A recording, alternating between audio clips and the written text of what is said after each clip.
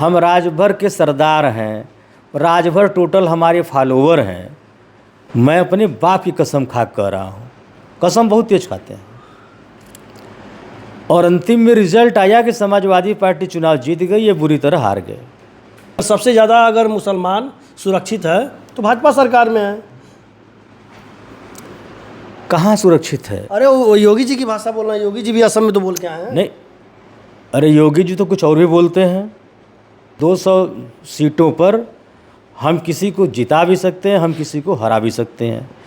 तो देखिए, राजनीति में अगर चुनौती देने का बात कोई करने वाला नेता है तो सिर्फ ओम प्रकाश राजभर। 2027 के विधानसभा चुनाव से पहले अब पूर्वांचल सहित पूरे उत्तर प्रदेश में हलचल मच गई है। अब ओम प्रकाश राजभर लगातार सुर्खियों बने रहेंगे। ये वही ओम प्रकाश राजभर हैं जो सपा गठबंधन से जौराबाद से विधायक बने, फिर उसके बाद भाजपा से गठबंधन से फिर विधायक बने। अब जौराबाद से वे चुनाव नहीं लड़ेंगे, यानी कि अब वो आजमगढ़ की तरफ रुख करेंगे। हमारे साथ बातचीत करने के लिए डॉक्टर सुभाष राजभर सपा प्रदेश सचिव हैं। इनसे बातचीत करते हैं कि आखिरकार इनके समाज से आते हैं ओम प्रकाश राजभर राजनीति में कब कौन सा बयान दे दें, इसकी कोई गारंटी नहीं है और काफ़ी चर्चाओं में रहने वाले हैं। डॉक्टर साहब, जैसा कि आपने देखा कि अब ओम प्रकाश राजभर जौराबाद से चुनाव नहीं लड़ेंगे, यानी कि पहले सपा से गठबंधन से उन्होंने विधायक बने, फिर उसके बाद भाजपा गठबंधन से अब ये आजमगढ़ की तरफ रुख कर रहे हैं। क्या लगता है कि जिस तरह से ओम प्रकाश राजभर की छवि है राजभर समाज में, तो क्या ये सरकार के लिए ठीक है या राजभरों के लिए ठीक है आजमगढ़ से चुनाव लड़ना? जबकि वो कहते हैं कि आजमगढ़ कहा जाता है कि यहाँ पर समाजवादियों का कब्जा है, यानी कि समाजवादी यादवों का कब्जा है। यादवों का, अगर समाजवादियों का कहते तो एक बार वो बात को स्वीकार किया जा सकता था, लेकिन पर्टिकुलर एक जात को टारगेट करके एक ज़िले को उसका गढ़ बनाना कहा जाए, ये गलत बात है। और हमारा समाजवादी पार्टी तो कभी नहीं कहा है, हमारे माननीय राष्ट्रीय अध्यक्ष जी से लेके स्टेट के जो भी पदाधिकारी हों या ज़िले के हों, कभी इस तरीके का बयान हम लोगों ने नहीं दिया कि आजमगढ़ यादवों का गढ़ है। लेकिन ओम प्रकाश राजभर जरूर कहे हैं कि उत्तर प्रदेश में पूर्वांचल में 200 विधानसभा सीट पर राजभर समाज निर्णायक भूमिका में है। वो कहते हैं कि इतना ज़्यादा वोट है कि हम 200 सीटों पर हम किसी को जिता भी सकते हैं, हम किसी को हरा भी सकते हैं। तो देखिए, राजनीति में अगर चुनौती देने का बात कोई करने वाला नेता है तो सिर्फ ओम प्रकाश राजभर। राजनीति में चुनौती देकर राजनीति नहीं की जाती है। ये चुनौती वाले भाषण, जितना इन्होंने भाषण दिया, जब जब चुनौती दिया है तब तब ये परास्त हुए हैं। मऊ का बाई इलेक्शन था, मऊ गए तो उन्होंने कहा कि यहाँ से मैं चुनाव हरा के यादव परिवार को सैफई भेज दूंगा। मैं अपने बाप की कसम खा कह रहा हूँ, कसम बहुत तेज खाते हैं। और अंतिम में रिजल्ट आया कि समाजवादी पार्टी चुनाव जीत गई, ये बुरी तरह हार गए। कई गठबंधन इनका था।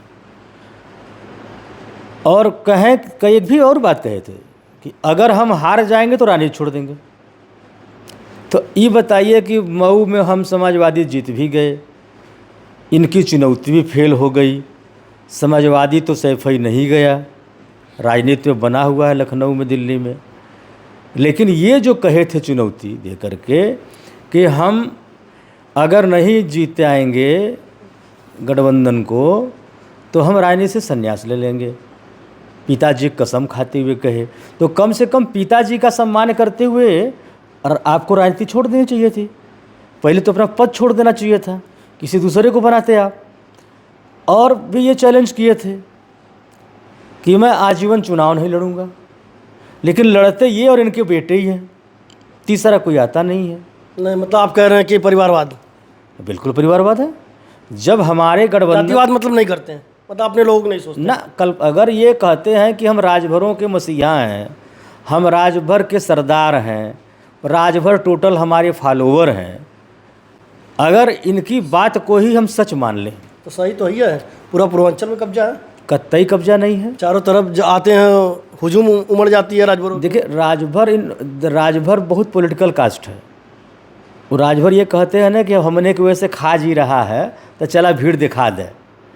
भीड़ में तो भीड़ को वोट में कन्वर्ट करना अलग विषय है और मास को दिखा देना अलग विषय है। ये अकेले चुनाव लड़े हैं, इनका आप निकाल लीजिए पुराना रिकॉर्ड, किसी भी विधानसभा में 2000-5000 से ज़्यादा वोट नहीं पाए हैं। उसी दीदारगंज में ये प्रत्याशी खड़ा किए थे आदरणीय बाबू सुखदेव राजभर के खिलाफ, उसमें बाबूजी जिंदा थे, वो चुनाव लड़े थे।